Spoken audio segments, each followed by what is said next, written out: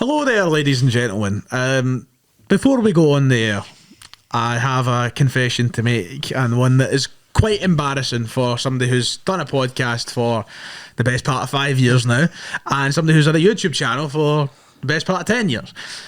I forgot to press record on the podcasting machine, and we have spoke for over an hour of complete nonsense. We're having a right good laugh about it now, as you can see, and I feel rather embarrassed.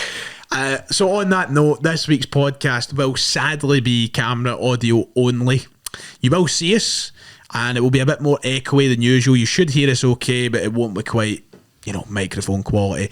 I do apologise. My fault completely. These two are innocent. That is on me. Botchamania from Ryan. So if you can, please enjoy the podcast. We'll make sure it doesn't happen again. I mean, for it happening for the first time in 5 years of recording this show, pretty chuffed, to be quite honest. First time if something like that was due. Yeah, you don't make these mistakes to make sure they don't happen again. So enjoy the main show. Apologies, and we'll make sure it doesn't happen again.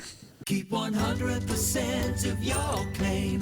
G4 Claims. If you've been hurt in a road accident that wasn't your fault, you should really talk to G4 Claims first. Unlike road accident solicitors, we don't charge you for our services, which could see you better off. To keep 100% of your compensation, have a chat with Nicole and the team. You'll be glad you did. Search online for G4 Claims. Keep 100% of your claim. G4 Claims.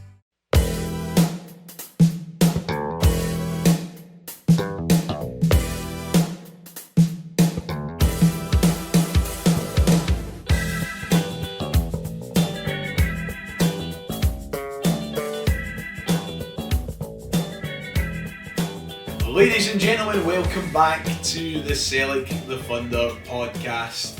I'm your host Ryan Fitzsimons. I'm joined today in the studio by my two wonderful guests, Calum and Dylan, who I'll come to in a moment. I do want to apologise very quickly if you're watching on YouTube, if you're watching the video version. We're down to one camera today. I had a little bit of a technical issue, aka SD card broke on me last minute, so we can only roll with the one camera today. I hope you can forgive us.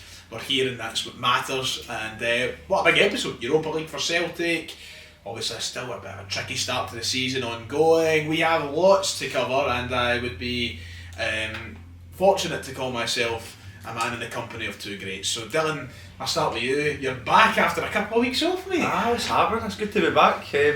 Missed a good bit, I think that's the most I've missed. I mean, you've not missed too much. Not exciting. How have you been feeling about Celtic the last couple of weeks? 50-50 in it, I guess we'll get into it, but it's just a weird feeling in it. You don't really know how to feel going into these Europa League games and the bit up and down around the league, so I guess we'll see. But we're going to preview it all, so don't worry. Joining me beside Dylan is the only Mr. Calum Craig. How are you? Good mate, aye. I think kind of almost in the polar opposite Dylan, it's the strongest start I've had this season. The appearances.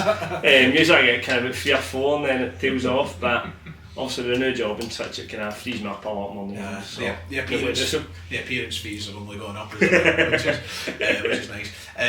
Kieran was meant to be here tonight. He's had to kind of drop out last minute. He's a busy boy with his new job. He's off to the big smoke tomorrow down to London. He's in a tuxedo. London baby. So his exact reason, if you wonder where is Kieran, his exact reason is needs to get shoes for his tuxedo tomorrow. That's the kind of business he's in. He's outgrew us, sadly. What do you see pictures? I don't think I've ever wore a tux. We were having this exact conversation. I don't think I've ever wore a tux. No, I will wear a tux to be honest. Like, I feel like a tuxedo is the kind of thing that, like Kieran, he's getting made to wear it for work reasons, and because I work for myself, I'm never going to bring a tux. I wore a kilt for the first time in about 10 years at my mum's wedding there, so it was like she get married to an English guy, so it was all the things like best man that were all English, so I was like, I'll be sound, I'll get somebody to help me with the kilt next time I'm going a while. I was like, fuck, every cunt's English, so you're all coming to me for advice, man. I'm like, boys, I don't have a clue, man. I was like, I had a kilt for I was a groomsman at my pal's wedding last year, and it was the first time I had wore a kilt since a wedding, maybe when I was like 13, 14. I was like, you're going to have to talk me through that. It's good, what to do. Although, before we get cracking, Calum, we've booked up Michelin. I've indeed. I look forward to it. I think we've kind of been to and thrown for a while, and then the other day, also you and Kim were talking about it at the game, and he said, listen, we're just going to go and do it, because there's no point in that kind of waiting, and then before you know it, the price are through the roof. Yeah.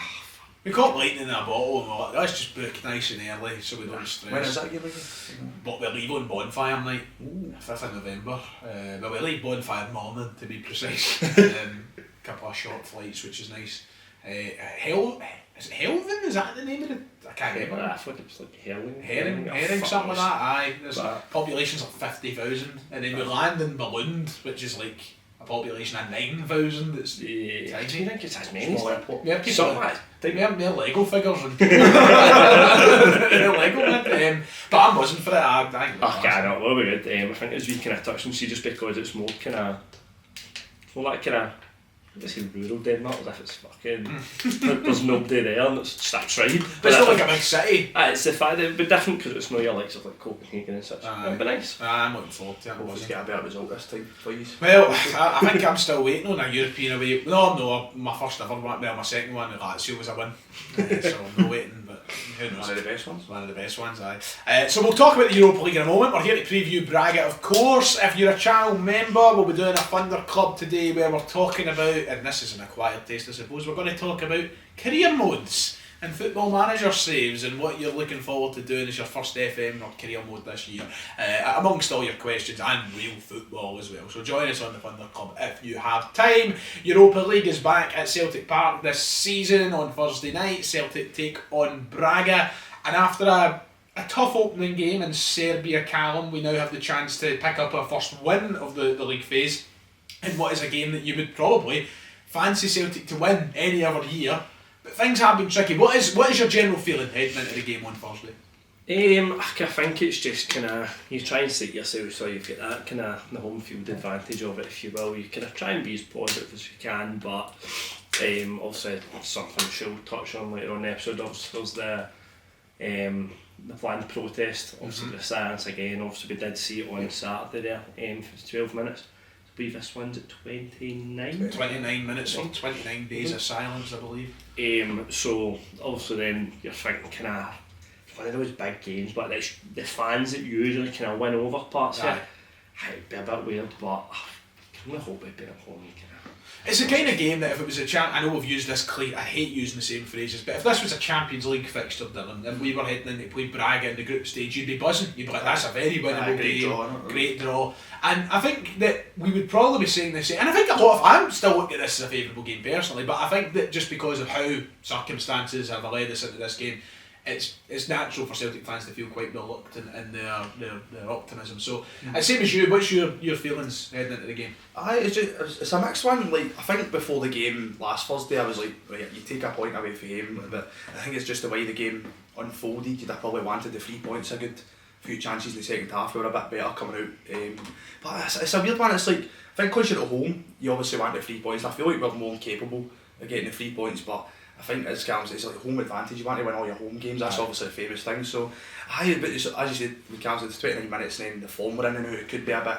You don't know how it's going to go, especially the way we played the first half last week. So, but as you said, if it was the Champions League, you'd fancy it the way we played last season. So, I just hope you can rise to the occasion in Europe and then get something to be happy about. Well, I was going to touch on last year, because last year at Celtic Park we battered Slovan Bratislava 5-1.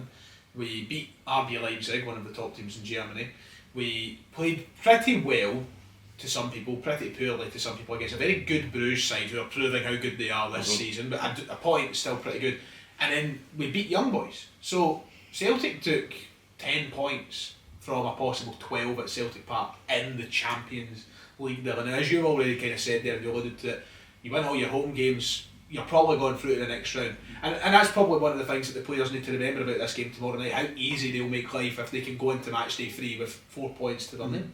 I think that's a good thing. I think, like, obviously no disrespect to the teams coming up, but I think when you look at the draw, I think we were lucky that the fixtures were probably the more suitable fixtures at the start to get it out the way. So hopefully when you go into the later games against like, your Romas and stuff, you get a bit of points on the board. And I think when you look at last season, I think it was Rangers or whoever it was, like the top 8, the points was like really doable. I think for us last year was a pretty weak league phase on I think when you look at the Europa League this season as well, like, you'd still really fancy Celtic to go, like, strive for top 8. So I think it'll be interesting to see, but obviously that way, the confidence is a wee bit low. Obviously, the Saturday we can talk about it, but I feel like it wasn't a bad performance. It was just didn't take your chances on another day. We'd have probably won about 3 or 4-0, and it was the same in the second half in the Europa League last week. It was like, you see if we bury their chances, you could have probably won about 3-4-1, but I just hopefully we take our chances on Thursday, because that's always been the thing in Europe over the years. It's like, you've seen all these Celtic good performances, especially under Andrew and stuff, and then go to the game and you just didn't bury these chances and you get punished at that level, no matter who it is. Last week kind of felt like, we were there, remember in Poland when we played Shakhtar Donetsk, you go away from home, you play pretty well. I think it's one of those games that either team could have won. There was chances for both, but it was one of those ones that, especially if I was there, I didn't kick myself, and I actually did know, shout out to my mate Andy, who was there last week. He messaged me after the game, what did you make of that? And I gave him my kind of assessment of, well, it wasn't bad, I think I'd take a point, and he was raging, but he was there, and he was like, I was watching a team that could have very easily won tonight. I understand that, but I mean, a draw is not a bad start, Calum, and as Dylan said, you take your chances, you should be winning these games. So if Celtic even play, I think, remotely similar to how we played last week, adding in the home field advantage, you would expect us to play very well on Thursday. Definitely. I think it's more so with looking at that. I think it was Mark kind of put it in the chat and said, seeing years gone by, we've seen Celtic in Europe, and it's always the away games in the group stages that always scunnered us. The fact again, if somebody had said to you before kick-off, by the way, we're going to a win each, you'd have very much took it. Yep. That is very like for like with Poland. It was that, should have come away with a point there, but then there was two chances towards the end. We could have took it, but it was too right for that. We could have very easily lost it. Again, Casper pulls off an absolute unbelievable save. At first I thought the boy just hits it. You see the slow motion there, that still shows you the level where he can still prove to perform it.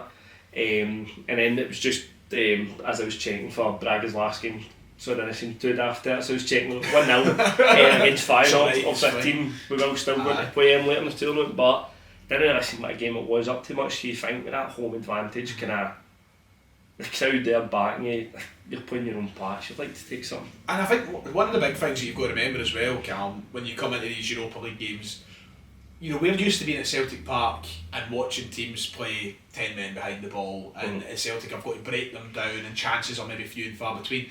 Braga, whose manager has already come out and publicly said we'll play, he came out and his exact words were, you'll see a different Braga on Thursday, you'll see a side that needs to win the game. That says to me we're going to see a very open side who are going to try and win the game as well. Celtic are going to have plenty of chances, so that's the big difference, isn't it? You're not welcoming a St Mirren or a Motherwell or Hibs we played well against, but you're not even welcoming a Hibs, you're welcoming a team who are coming to Celtic Park to probably go stride for stride with how we play, and that helps Celtic. We see that usually. Definitely.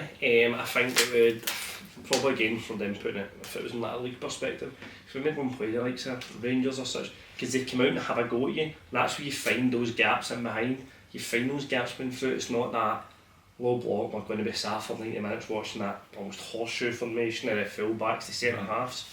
So you would like to think also definitely will be a couple of chances in there, but I think kind of shades of the weekend, it's all about being clinical with him, kind of seeing how that worked out for us. Well, clinical's the word, that's the one that's been going around mostly. We can't, we're struggling for goals. 8 goals in 6 games in the league compared to last season when we had 20 at the same point.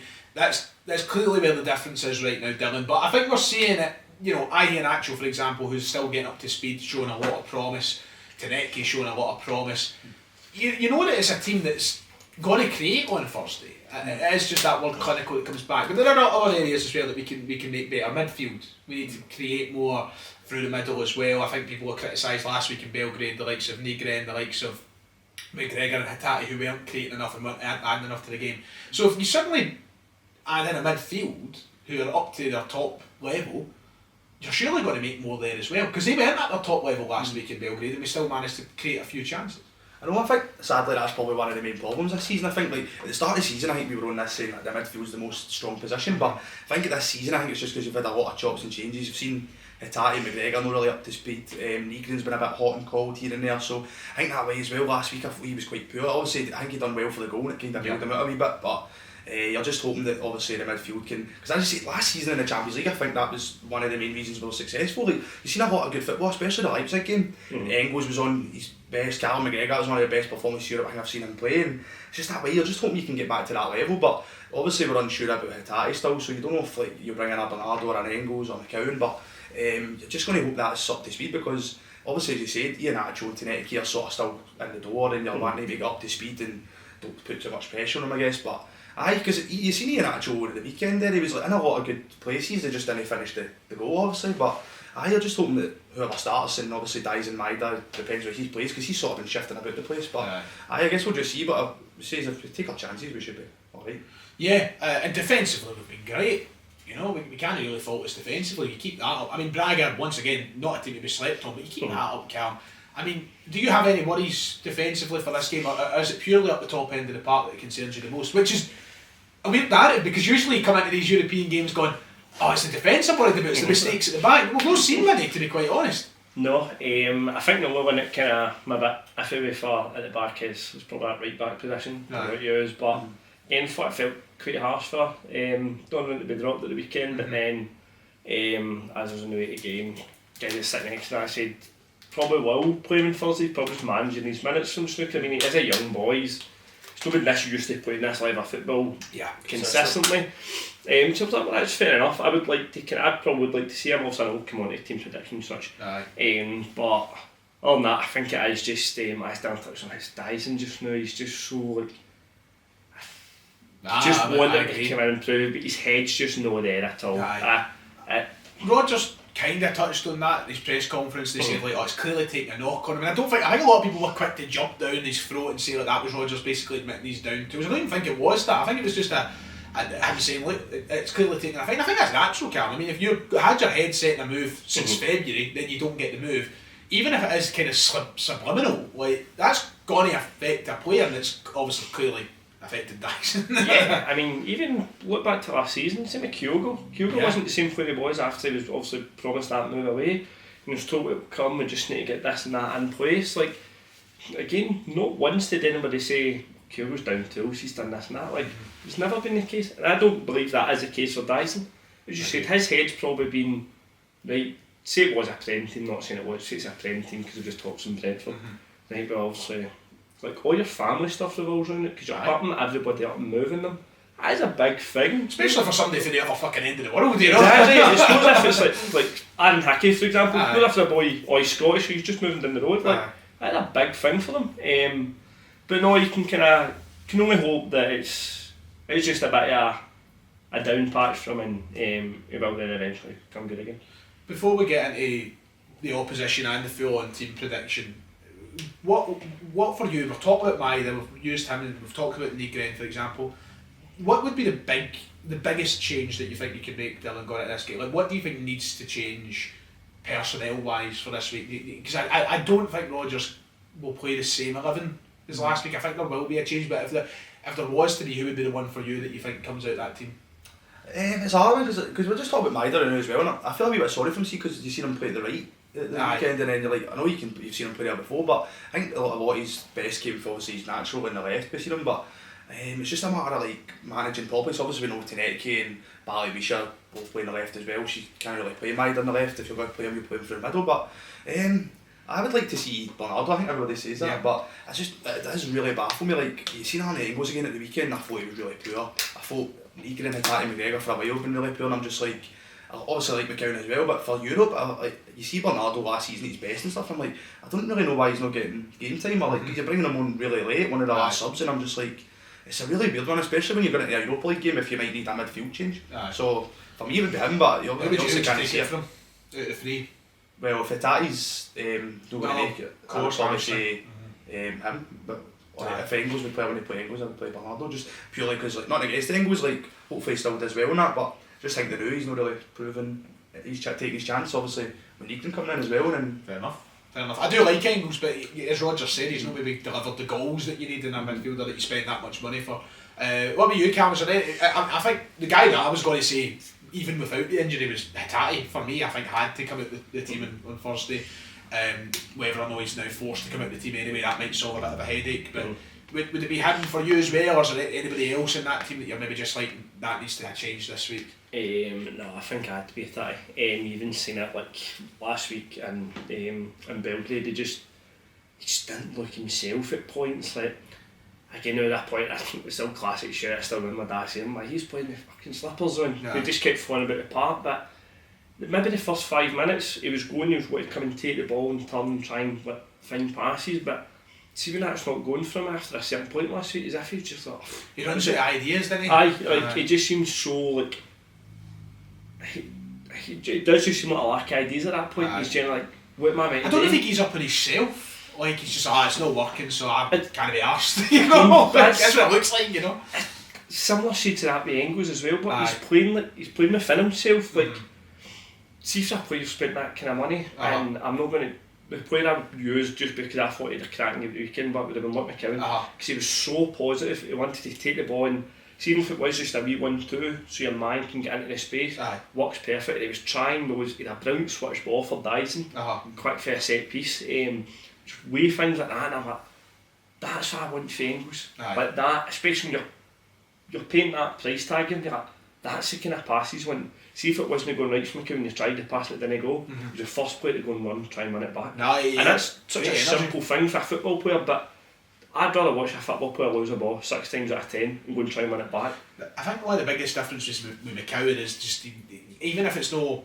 McKeown, I think, is still technically a good player, but he's maybe not the best player. You know, we signed him for Dundee for a reason. He's obviously not the world's greatest player, but I think sometimes energy and just general always positive. Positivity just makes such a difference. Always try stuff. And sometimes you need that. Do you think, like, we've always spoke about it in the podcast, do you think this Arne Engels thing is concerning? Because it's like, it is a good in the season now, and it's a hard one, isn't it? But I think this season's harder to judge because he's not played this many minutes. So like this time last year, when he came in, you know, he was getting started every week, and but that's not happening for him. So I think it's harder to judge where he's at because we're just getting glimpses more than actual full on. But you know, you're right, because you spend £11 million, you want the guy to be in the team. Rogers' words at the weekend were, he's just not in the team because he's no. I mean, you look at Nygren's goal and assists, I think he's contributed to like 9 goals, and Engels hasn't done that. So that's what the difference is between the two at the minute. I think come January, well, especially depending how long Rio's out, that'll be the real point where we have to go, right, what's going on here? Like, but I like him. He's a young lad, and I do have faith that he'll pull it back and turn it around. But how long can he keep? I know, that's what I always say. Like, you always forget he is a young boy, but I think he's at that stage as now. But you see other teams and like these boys at that age are thriving, and they're not really. So it's. Look at O'Reilly, obviously, and I hate always comparing him to O'Reilly because they're two different players. But O'Reilly was what, 21 when he signed for Celtic, and he came in. Boom. Obviously went for a wee bit of a rough patch in that first full season, but he was generally pretty good. But I think when we saw, like, hopefully this midfield problem like doesn't last too long, because it's nothing too major, but you just know it can be better. Like I think when we were talking about Ty, it's like it's only because like when he's that good, when he's playing bad, you notice it right away because he's clearly the person that's making things happen, and he can be make that one key pass that will put you in a goal scoring scenario. But that's why it's so noticeable. I think for me on Thursday, I don't think Rodgers will do it, but I just wanted to hear your opinions on it. Braga, so we'll come on to them in a minute, not doing too well. They say they're going to come to Celtic Park as a different, well, the manager says there'll be a different Braga on Thursday, which to me spells out there might be a bit of intensity about them, a bit of drive. And last week, I'm just going to say how it is, Calum McGregor was hopeless. He was being ran over, he was being ran through like Bonnie Blue. He was struggling holding up that position of the park by himself. And this is when I come back to what you just said about Bernardo a moment ago. I feel like bringing Bernardo in would be important for a couple of reasons, but in particular, if it was up to me and it's no, I would be playing with the two midfielders with a 10 in front rather than the way that we go between usually McGregor and that pivot with the two ahead of him. I just think that you need in case they do come out all guns blazing and they're running through, I don't know if McGregor's got to anywhere to cover that for 90 minutes. No. So I don't know about you, Calum, but I wouldn't be averse to the idea of us having a kind of two sitting midfielders with a more attacking player in reverse to the way we usually have it. Oh no, I think if you were doing that with your 2 6s, then you're just keep a 10. Obviously it does leave a large part of sort of like the actual centre of the park open, but mostly as you said, if Braga are going to come and be that kind of all guns blazing attacking side, I'm all for having those 6 and steer those top 4, like just you start there, you just deal with it once we get the ball and you'll get it to you. I think what's so big from Bernardo's game is he's that perfect player for breaking up play. Or see if you are getting sort of like you're getting hammered down on constantly, he's a perfect player to just put his body in front of the ball and somebody comes through, hits him, now you get a foul, you broke up that play. He's so good at it. And you know what one of the best examples of that was, and I hate using this game, but I was there, when Atletico beat us 6-0, I thought Bernardo that night was probably our only good player in the park. And I know people went on about, the expected presses, all that pish. I don't care shite about expected presses. But I remember watching the game for the stands that night and going, Bernardo's he's trying, and he was obviously that kind of more defensive role that night, and he wasn't too bad. But then again, it's that positivity, as Dylan touched on, for Ericsson McCowan. It's that positivity that Bernardo brings into your team. He's going to constantly chase that ball down for 90 minutes or however long he's on the park. I think he could play a big part for us, and you can only hope that, again, it's annoying having a player like Katai injured, because again, as Dan said, when he's on it, he's really on it, but you notice it massively when he drops off. You could only hope if this is, because again, we need to start looking at managing McGregor's legs. Like, he's 32, 33. Like, he's an aging player, and you can't expect him to just hold that in front of the two centre halves. This in Europe as well. It's mad. It's difficult. Just touching on what you said there, I see like you're talking about Atletico game. I think that's like when I've mainly seen Bernardo at his best as well. Seen them sort of bigger games. Seen it against Rangers. Even I think he stands out a lot in Europe compared to like the league games when I've seen Bernardo at his best. I mean, this is a guy that's captained the Portuguese under-21s for the last however many years, and clearly has for a reason. I mean, obviously it's under-21s football, but still a high level. Like, so, if you're a captain, you're clearly high thought of. The curious case of Paulo Bernardo, I call it. It's very strange. I don't know what he's done and why he doesn't get more time, but I don't know if fitness is a big part of it or whatever, but we'll see if he gets involved. Of course, a Portuguese team, which leads us into talk about Braga very quickly before we get to team prediction. They aren't having a good time of it. They haven't won a game since August 17th, August 9th, roughly that week anyway. I think it was 17th or 19th. Our domestic game, they beat Feyenoord and they beat Lincoln Red Imps on their way here, and maybe somebody else, but domestically they've been terrible. The manager is at a real boiling point with the fans as well. I think they were calling for his head at the weekend, and of course that spurred them on to say he needs a different Braga at Celtic Park on Thursday. Does it ever worry you, Dylan, when you go into a game like this, they're in a position where you're like, we should be getting torn at them? Does it ever give you a wee bit of nervousness going, no? No, really, no for me. I think like just when I look at that, I'm like, this is a good chance for us to take advantage and may prove a point. But I can see that side as well, as they're coming here with a point to prove and they might really raise their game. But especially that they got off to a good start getting 3 points. But as you said, their league form is really concerning for like their fan base and stuff. So, and especially with a team like them. So we need to really just pile the pressure on that team. And obviously, because we're in a kind of similar situation, but I wouldn't say as bad as them league-wise. So, it's just I think we should obviously hopefully get a good start and really put pressure on. They haven't been a team, Calum, that have lost a lot. There's been a lot of draws, but I think because of the pressure the manager's under, the pressure maybe the team are feeling because of that, it feels like one of the games. If Celtic can come out and spook them the way that they spooked, Bratislava, for example. I'm not saying we're going to go win 5-1, but if you can go out and spook them early and get an early goal, that's a team that suddenly might be like, oh dear, and then it might just go Pete Tong for there. So you want Celtic to just be like, no fear, let's go for this, let's attack the game and try and get a goal early. Yeah, I think it has to be that positive mindset. I don't think we can come out with that kind of preserved kind of case about us. Of course, I'm not saying I want us to go all gun-ho and everybody's at the park with left 2 centre backs. Like at the back, but I was just checking there, the game at the weekend there. Only 1 shot on target for them.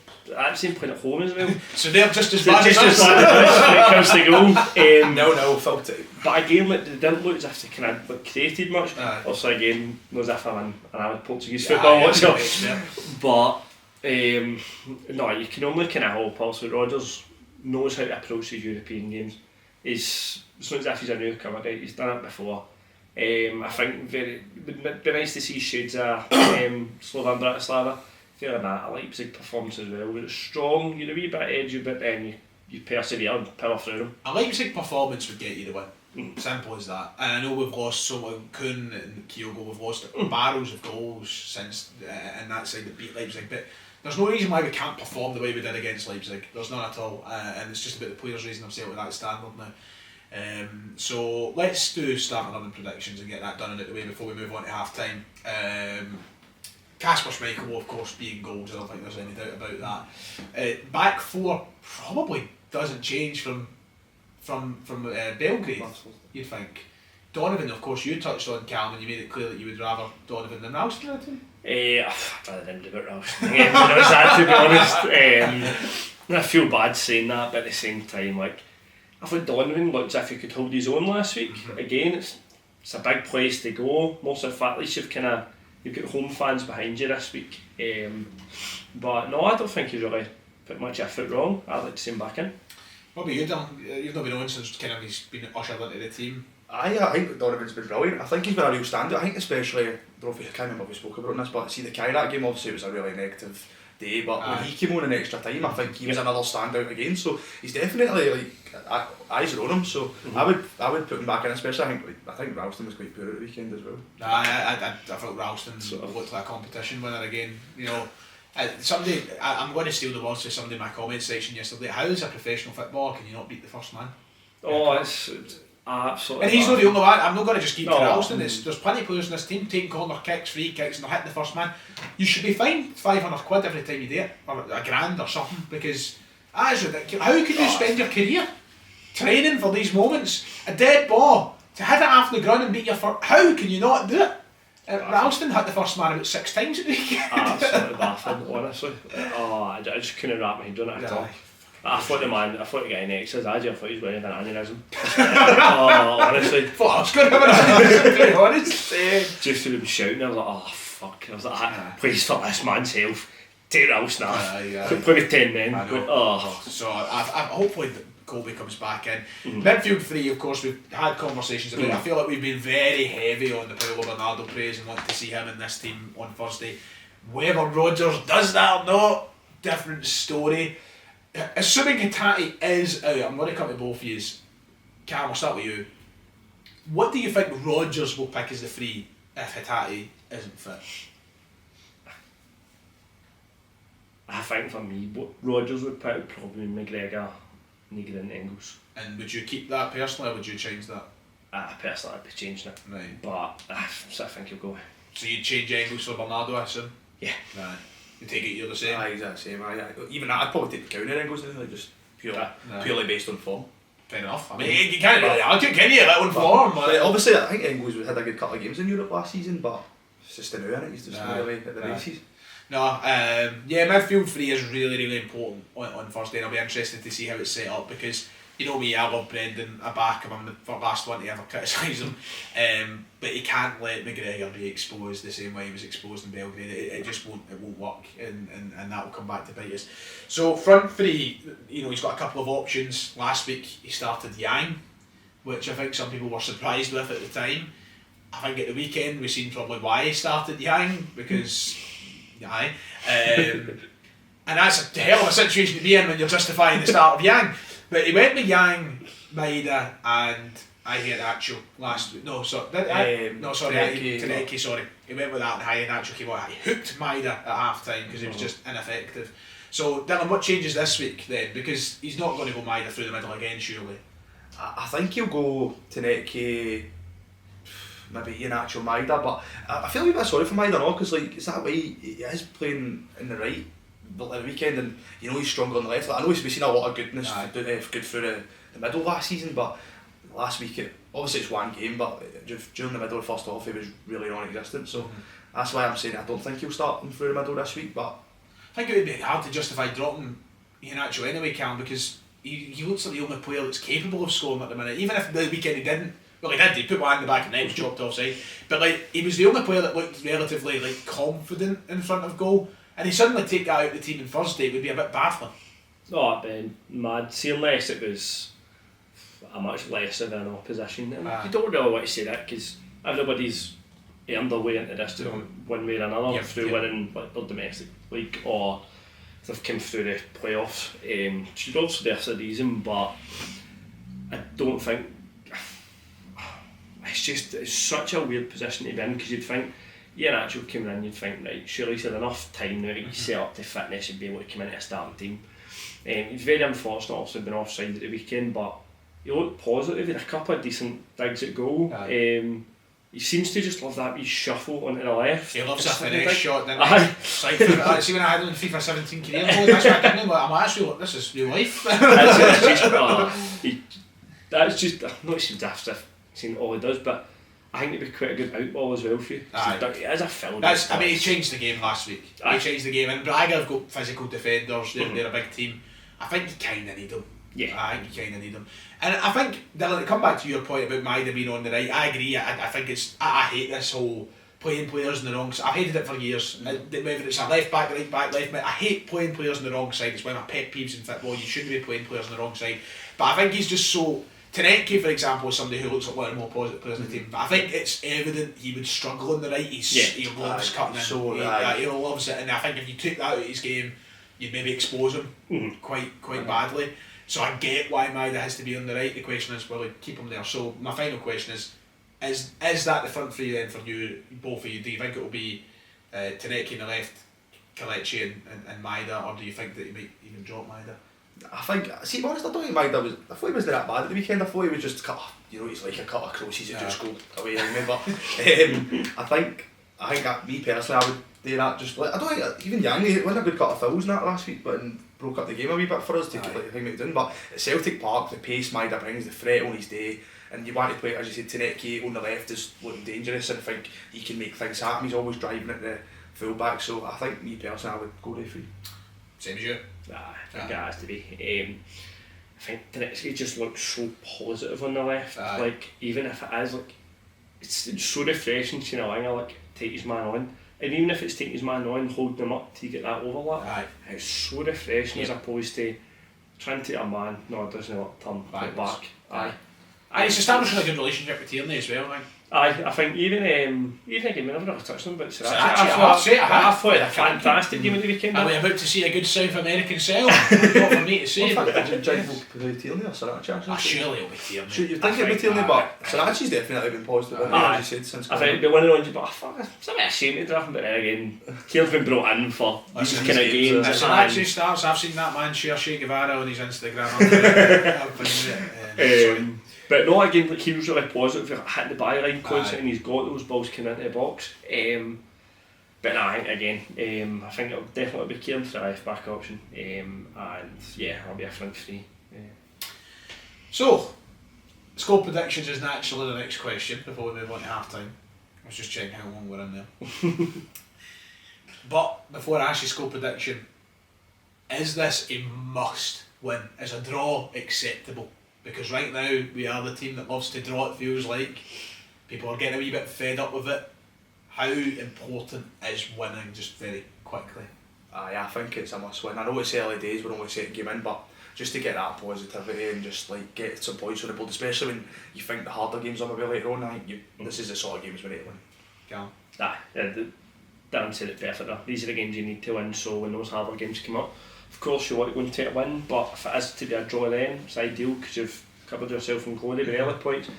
If it doesn't go your way and you don't quite get even a point from it, if you do get a defeat, at least you've put yourself in the best position possible for it. I think my point of view on it is a draw is not a nightmare result in terms of the wider, I think we'll still have a very good chance of qualifying if we draw, but it's bigger than the isolated 90-minute result. I think we just need a win for the wider positivity and optimism moving forward. So I think in many ways it's must win.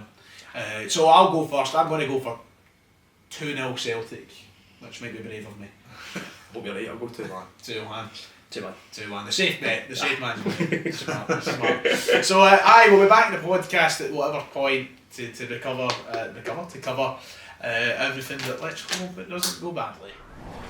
Right, half time, and does everybody in here have Wi-Fi? Are we all connected? Yeah. So you've got a visual aid for today, which I will throw up on screen. And this has been put together by Nathan, so shout out to Nathan. If you haven't, make sure to go and follow him on Twitter. You'll see him in the replies of all the Q&As and stuff. He's put together this half-time quiz. So it might just look like a bunch of names to you right now, and you might need to explain, so don't worry, I'm going to do that. This is Football Minesweeper, and it's very simple. Avoid the mines. You don't want to step on a mine, because if you do that, kaboom, and you will be out. But I'm going to change the rules slightly. I'm going to keep count of how many mines people step on, and whoever has the least will be the winner. Because if you're out, I don't want somebody out after maybe one guess, you know. So we're just going to keep playing until all the minds are gone. So today's Football Minesweeper includes the likes of Scott Sinclair, Calum McGregor, Aidan McGeady, Stan Petrov, Sean Maloney and other great names. And the thing that you have to do today is get all the players who have scored 40 plus goals for Celtic. So at least 40 goals for the club. So there is 4 players in there that haven't scored 40 goals. You want to avoid those 4. Simple as that. So is it just out of their names? Out of all those names. 4 of them haven't scored 40 goals for Celtic. And you've got to avoid them, right? So, how would be, like... I am going to ask you one at a time. Oh, right. So, I thought you wanted us to like save it and... Nah, don't worry. Right, Dylan, since you've not been here for a few weeks, would you like to go first or second? I'm already writing the names down again. You can do what you like as long as you're... What was the names again? So there's that's what the names are. Just put the graphic between you guys, need to, right? No, it's fine. Right, okay. So Dylan, are you want to go first or second? Sorry. I don't know. I will go first. You will go first, right? Okay. So when you're ready, pick one of the names and make sure it's somebody who's scored 40 goals for Celtic. This is actually harder than I thought. Yeah, it is. It's like really good. It's really good.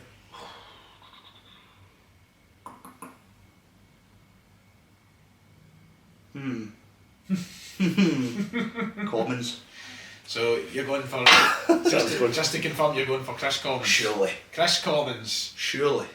is the one who has scored the most goals on that list. He scored 90 goals for Celtic, just short of the 100 club. So there's your ceiling. I don't know what's that many. There's your ceiling, 90 goals. Calum.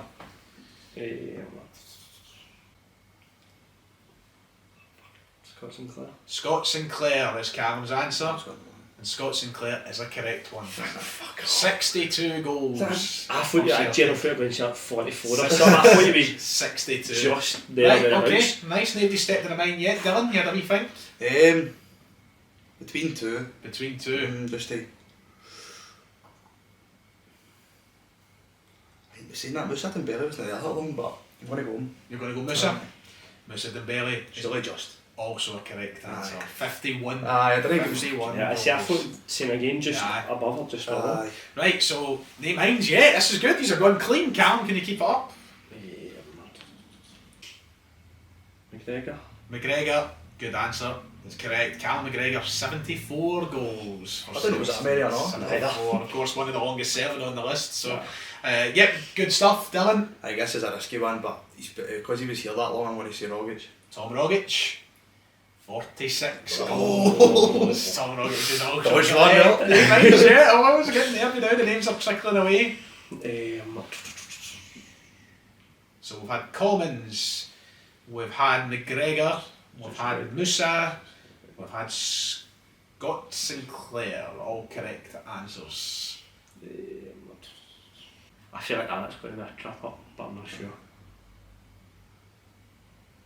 Fucking makes this shit. Sellik. Jan Vennegoor of Sellik. 36 goals. It's the first nine. It's the first nine of the guesses. That one was shocked me. Even though he wasn't here that long. That's what I was thinking. I thought he hadn't here that long. Right, so we've got the first nine. One of four. So 3 minds still left, Dylan, if you had a wee think of who you'd like to go next. Again, I'm just going to go purely on longevity because he was here a couple of spells. I'm going to go Maloney. Sean Maloney. I think I'll be blundered up. No, I'll be over. 52 goals. So it's correct, Dylan. Still clean. Calum, can you keep it up clean? Right, so where have we got to then? Fuck it, Bender. Christie. Ryan Christie. Great answer. 42 goals. He is the lowest of all the correct answers with 42. So you've dodged one there, Dylan. You said you had somebody in mind. Thompson. Just for European goals, isn't it? You're flying. 50 goals for Alan Thompson. So you're making Calum's life very, very tricky here. I mean, we might not even get to by the time, because we've got Commons, we've got McGregor, we've got Maloney, we've got Musa, we've got Rogic, we've got Christie, and we've got Sinclair. There is only 2 correct answers left. So, Oh, see, this one I wish I'd saved it so I could cross it. aye, we have To keep myself right with who's 2 correct answers left. But I will need to press you for time because we have a show to get on with. Fuck, it's going to be mine. Petrov. No, it's not a mine, Oh. that is correct. Oh, I thought you were going to be just 64 Oh, goals. Didn't think as many. 64. So, there is only 1 correct answer left on that sheet, Dylan. I need the clean sweep, man. You could, if you get this right, if you get the last one, you've clean sweeped it. You managed to mind. You clean sweep, never mind. I'm ready. Right. His head is fine. He scores belters all the time. He scores 40 plus all the time. Come on. So Stuart Armstrong has scored 46. 28 What? goals. Is that- for Celtic. is that all? So for God's sake. it was wide open here. It's Oh, one each in come terms of on. mines, and all that's left is Jota, Scott Brown, Aidan McGeady, and who's the last one that's left? Jota. Who did I say? It's Jota. I think that's it. McGeady. Oh, there's only there's Not only a Megiddo. there's only 3 left. 3 left. Brown, McGeady. So basically, put it this way, Calum. You could win here. You could. Well, you could probably. You could win. I would give you the win if you get it here out of the 3. Even though you would both end with 1 mine each. Jota, Brown, and McGeady. Go on, son. Oh, that's hard, by the way. Take it home. Don't feel like it's right. And even though for how long Aye, he no. just was I never. think it's Brown. Nah. I just don't know Megiddo. I think it's a bit. Watch it be Brown on his tails. What's this ending a draw? Megiddo. Aidan McGeady. I don't like Megiddo. Nah. 47. Oh, no way. 37 goals. Which means it's either Brown. Dylan, this is to win. If you don't get it, it's a draw. Aye. It's either Jota or Scott Brown. Can it be Brown? Can it? Brown, Bruni or Jota. If you get it, you Brown win. 40 or If something. you get it, you win. If you don't, it's a draw. I think Jota scored 40 goals. Nah, that's what I said. That's what I went for. I just thought that. Can you do it? Every season.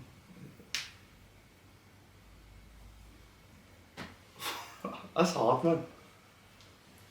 Okay, if it's a draw, it's a draw, right? I'll just go Brown then, because I don't think Jota's got 40.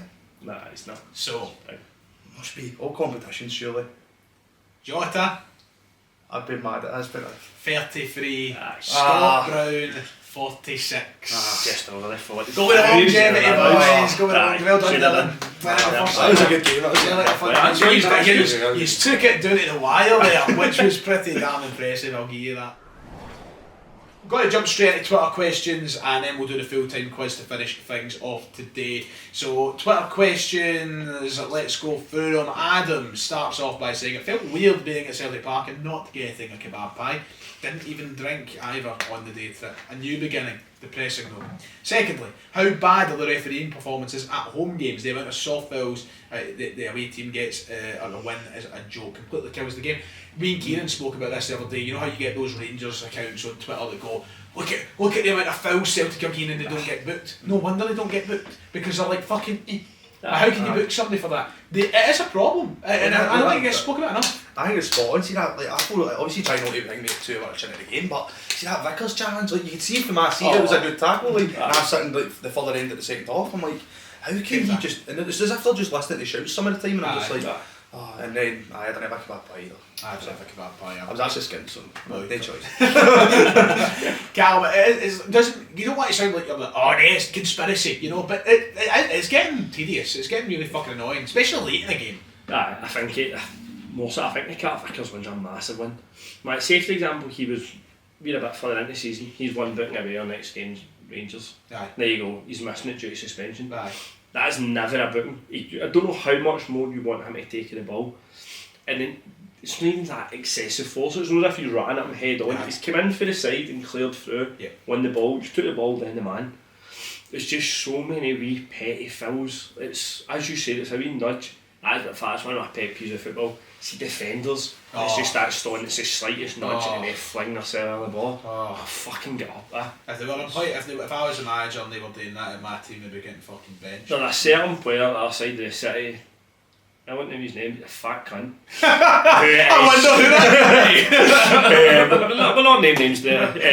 But he's probably one of the most notorious players I've seen for it. Aye. I don't know about a team that happened is Kyogo. Aye. Don't want to side a fiver with someone who's putting him in his arse. Mhm. Nah, it infuriates me. Yeah, it's getting tedious. Simple as that, as Calum said. Nathan, who obviously made the quiz a moment ago, saying, who are some players that you've been desperately willing on to do well when they sign? For example, I would say Kieran Auld, because I'm desperate to see him prove everybody wrong. Anybody in this current team that when they sign, you just really... of course, let's just caveat this question by saying every player that signs for Celtic we want to see do well. But is there anybody that you've been extra for, that you've been just choking to see do well? Question. I think I always argue with my pal who's a Rangers fan, so I've always wanted Engels just purely because of the price tag and that, and then see the comparisons they're asking. It was just always doing that, and I was just need Engels to have a pure masterclass this season just to shut him up. Yeah, I can get behind that. I mean, I put my early predictions as the player of the year. So you can get the fucking game. To change. So I kind of get that. What about you, Calum? Anybody? I think after his first stint here and then coming back, spoke about Master Michelle a bit. Probably Paulo Bernardo. Yeah. I think he's just, because everybody can see there's such a big player there. And the fact that he's on so long without getting game time, he's only coming on late into the game. He's not really a player that's you're bringing on to change the game for you attacking wise. He's more there to kind of see out a win or see out a result for you if need be. I think it would be him. Also the fact that you've seen how buzzing he was to come back as well. Aye. I mean, it kind of links us into what the next one is, and it's from Aaron. Also, is it now a massively unpopular opinion to say that I don't think Bernardo is that great, and all the clamouring from our fans for him to play is unwarranted? Much prefer McCowan. As I said, I feel looks that going forward. Yeah. Again, for me, I'd say it's worth comparing like Raskin to Engels. They're two different players. Aye. Raskin's told to go in there and do that Bernardo role. You go in and break up the play and win the ball back and turn it over. Engels is supposed to be that forward driving player, the player to play those passes in behind. Very much the same with McCown. I think the thing with Bernardo for me is I get what Aaron's saying, right? But at the same time, Bernardo hasn't had too many chances to try and back himself. And then we talked about no wonder fans want to see him though, because you think back to that Rangers game, people might go, it was a man-half. But I don't think it is a man-half. I think that's a guy that has that there. So I can get it to an extent, but I think to want him in a team shouldn't be seen as controversial. I think, to be fair, I think McCowan does sometimes get the praise he deserves. He's just one of the players. He's Scottish. He's game for Dundee, but if he's game for a bit of money and that, you'd be really happy about him in that, because he always, even when he's on for the bench and that, he's always positive, always creating stuff. But it's just that way. I think more for Europe, I think I prefer Bernardo. Just who've passed the experience and that, and as you said, there big games against Rangers, then he scored against Rangers, they debut and that as well. See, just stuff like that, and I'm like, you just want to see a wee bit more. Even if you give him a couple of runs and then it's not working, you're like, at least you give him a hanging, because he's always one of the last ones on for the bench as well, which is really annoying. Yeah, that can't argue with. Aaron also says, does Saturday also show that there's still a jury out for Iheanacho despite his good start? There will be in certain parts of the sport. Not for me personally. I think it was very much shades when Ida came in at first. Obviously we thought we were getting Van Hooydonk's boy, and then you're like, no, he's got to Norwich. Here you go, have him instead. And everyone was like, fuck. Deal the cards are dealt, but he's he turned good. I think that's going to be the case for Ian actually. Fair play. Connor, do you think there's a reality where Celtic are so lethargic throughout the whole season, where the most we can hope is to win the title, or God forbid, one of the cups at best? I don't think so. I don't see it. And I know people are down at the minute, and rightfully so, things haven't been all that great. But I just don't see how you keep up a level of lethargic for 38 games without there being put it this way, if we were going to January and still playing this way, there's a good chance that Rodgers would be looking down the face of the fucking P45. So I just don't think so, is my answer to the question. And maybe that's, people say, oh, that's more hope than anything, but I'm using a lot of logic in that as well. I just don't see a world in which Celtic, who are, listen, Hearts, fair play, started the season well, they're not going to win the league. They're not. Can I just say that, see, everybody's praised about Hearts, not this title challenge stuff, right, fair enough, they might go on a run, right, who knows, but last season, right, Aberdeen actually started better than Hearts. Yep. Aberdeen went in 8 or 9 games, was keeping up with us till the cup semi-final sort of threw them off and that, but That's a drop points already, do you know what I mean? Like, I think I don't know whether this scenario's coming from. And they were 3-0 down to Motherwell in the game and they dropped points, you know what I mean? Like, listen, I'm not taking it away from you. Credit to them. And I would, honestly, would love to see them push for as long as possible for the health of this country's game. I would love to see them push as long as possible. But I think that we're all moaning, we're all negative, and rightfully so. But I think there is a section of the support who always want to take it one step further. And I don't mean that in a kind of like, I'm not trying to split divide or do anything like that here, but there is always going to be fans that want to take it to the next level and like to over exaggerate. They will also be this, and this isn't towards Connor, by the way, not you, Connor. This is the same supporters who after like 2 fucking 6-0 wins would be saying this is the best Celtic team of all time. There's just some people that in this modern day and age love to blow things up bigger than what they actually are. And I think to an extent that's happening when it comes to the on-park stuff at the minute. Is there cause for concern? Obviously, but I just don't see a world in which Celtic keep up at this kind of start through 38 games. Just don't see it. Nah. Anyway, that's my 2 cents. I've lost the questions now. Where are we? God's sake, Ryan, you're useless at this. Alistair saying, hi boys, do you agree with me that Saturday's protest was flat and that we need to up the ante because I don't think that will work? I see both sides to it. Yeah. I can say folk can say, well, affecting, that's what the board want. The board want you to sit there in silence, so you're not saying things towards them and they're not getting abused. They'll happily take that. But then, see if you've got a lot of folk that come in, not just saying, for example, the weekend, but a lot of folk that come to Glasgow, they want to try and go to, albeit a Celtic, the Rangers game, you want to go because the amount of ex-players that have built up the atmosphere, they've done this, that and the rest of it. And it's just going to continue to put a much more negative impact and image on the club. It's a good spin on it. And I've not heard many people actually, say it like that, but that is... listen, the way that I look at it, the way that I see it is, right, I get it, Saturday's protest isn't everybody's cup of tea. And for some people, done fuck all. In fact, one of the next comments says the silent protest ain't worth shit. And to an extent, I get that. But the whole point of what's going on here is there's going to be a lot of trial and error. It's not like, there's once again, somewhat of the on-park stuff, it's not going to, overnight. Nah. Trial and error is very much got to be a thing. And I think that this will be one step in terms of like, right, we'll assess if that worked. If it didn't, maybe we'll go to the next. Aye, exactly. It's like we've said with the board, it's not going to happen overnight. It is going to be a gradual progress. We will need to work towards it, and we'll find something that does work because you'll hear about it from someone in the board. Aye. Because there'll be a complaint or there'll be a mention about it. And as soon as you get that, that's when you know, right, that's the button we need to push now. Back to the football. Aidan, I'll come to you for this one, Dylan, because you've spoken a lot about him in today's episode. But Aidan asks, assuming that Hatate is still injured, how massive a game is Braga for Engels? Is it a sliding doors moment for him in his Celtic career? See, to be fair, I actually think it is because, like, I think because we're speaking about it, like the midfield now is like, you still don't really have a stable three, if that makes sense. Because obviously before it's McGregor, Hatate and Egan, which it probably is, but like there's sometimes it's not working. You know what I mean? So somebody like Engels, when they're coming in for that price, you expect them to be in the starting 11 every week when you're paying that. But obviously it's not his fault the price tag. We've said that stuff, but I feel like Arnie Engels might run out of chances just because if Hatate's out injured now, and we know Hatate on his day is probably the best midfielder we've got. So you need to like take, especially in Europe as well. If he is a great game on Thursday, then albeit the doors back open and he could find his way back into the team, because obviously last season at this stage he was a regular starter and coming in, so I feel like for Arnie Engels, and if he is going to start on Thursday, it needs to be a really good performance. And final one before we go into the full-time quiz. Sorry Liam, he's not here for you, but he was saying, Kieran my man, how was your lunch? I don't know what Kieran had for his lunch, so I can't answer on his behalf, but I'm assuming it was quite tasty.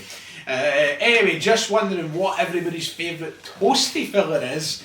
Cheers. Here, mind that time Ewan Henderson scored the winner against Betis. Some laugh. So your favourite toasty fillings? I love a toasty, I really do love a toasty. Reliable. Aye. What's your favourite? I don't know, man. I don't know if this is boring, but I just love, see if I wake up hungover or something, I just like a nice sweet cheese and ham. Cheese and ham? I love a cheese and ham. Can't beat it, it's just nice and simple. But and you?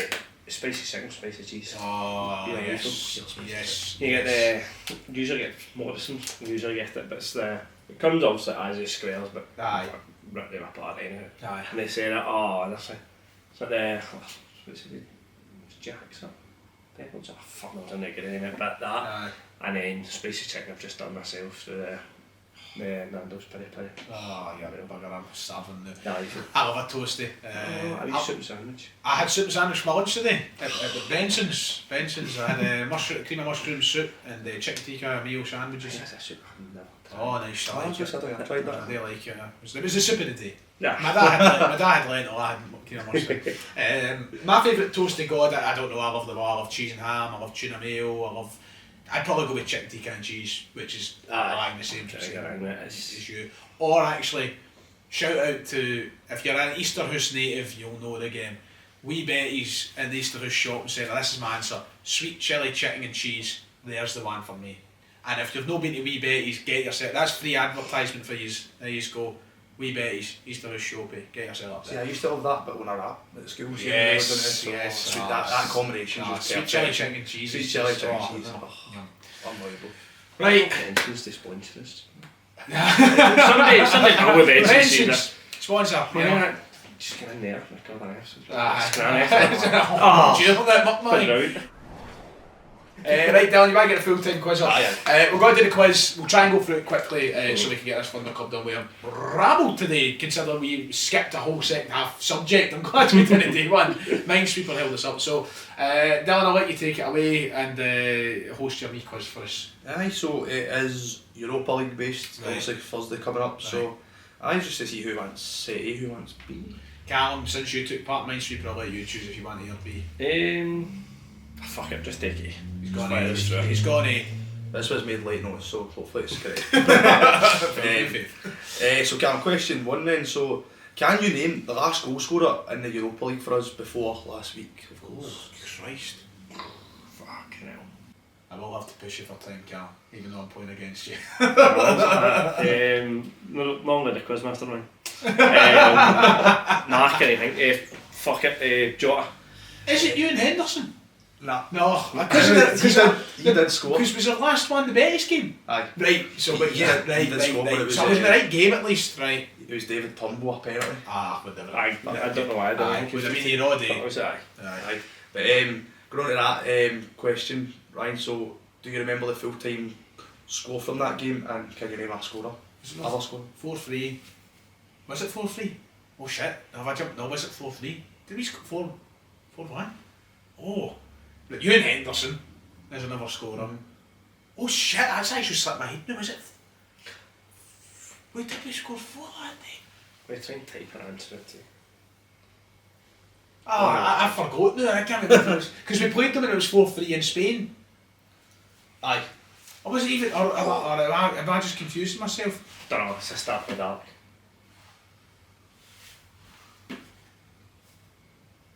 Oh, no. I remember it now. Fuck off. That's annoying. 4-1, Sellik. 3-2. Yeah, but I knew it was something like, you bastard. The 4-3s and the 3-2s. Right. Calum, so question 2. Do you remember Celtic's first victory in this Europa campaign last season in the group stage? Oh fuck. Fuck off. Ferencváros. Aye. Correct. Aye. Hopefully. Aye. 2-0? 2-0, aye. Because it was that Tuesday, was it? Tuesday. The Tuesday. Aye. Because I caught 26. Was there a 3-0 away game as well? So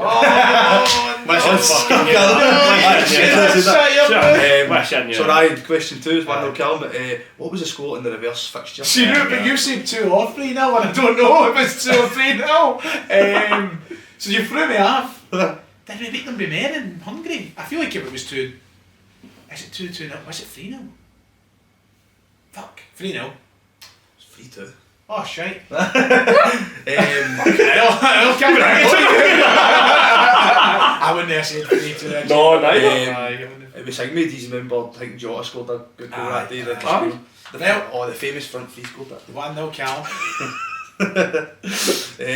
So to go from 2-0 up here, Calum, this is a throwback. So, do you remember what the score was the last time Celtic played Braga at Celtic Park? I did in the classic 2-1.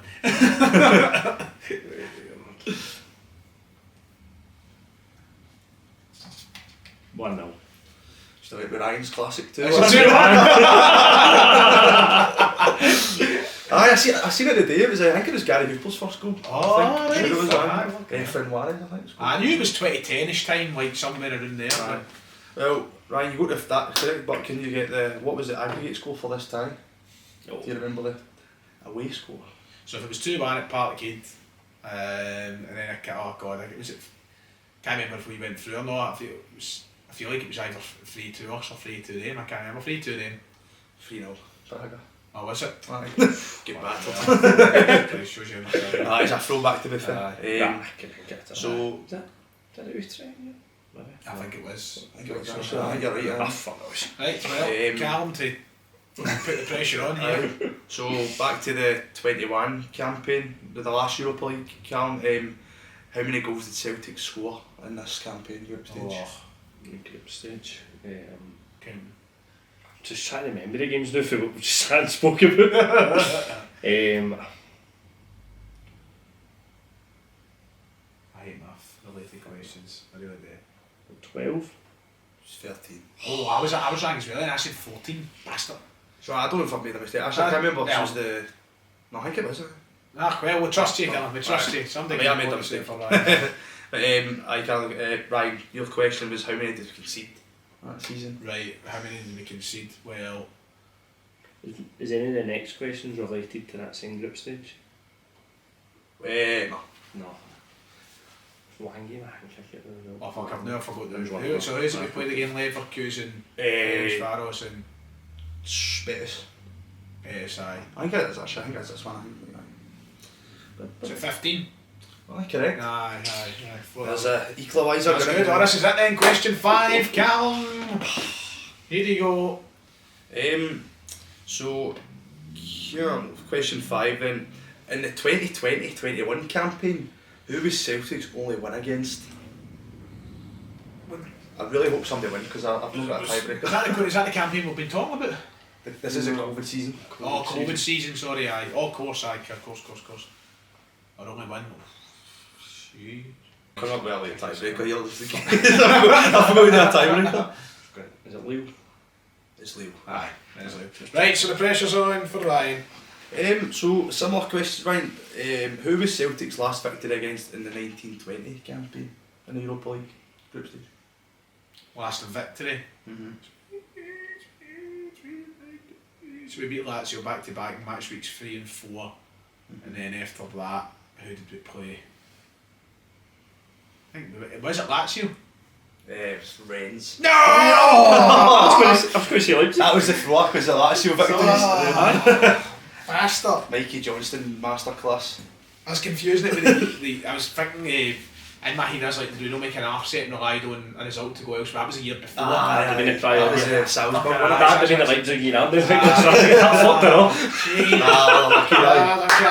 I think that's your first win. Aye, I think you had a point. Yeah, that's all. I Aye. had that and then Oh, you can game in hand. Aye. Well done, Cam. Take it. Well done, Cam. Right, and that's it for the main episode. Thank you for joining me, Dylan, Calum. Thank you for joining us. We'll see you in a couple of weeks. It's international break next week, so we probably won't be here unless something fucking huge happens, like, I don't know, Michael Nicholson speaks. Answers the phone. Exactly. Right, take care. We'll see you next time.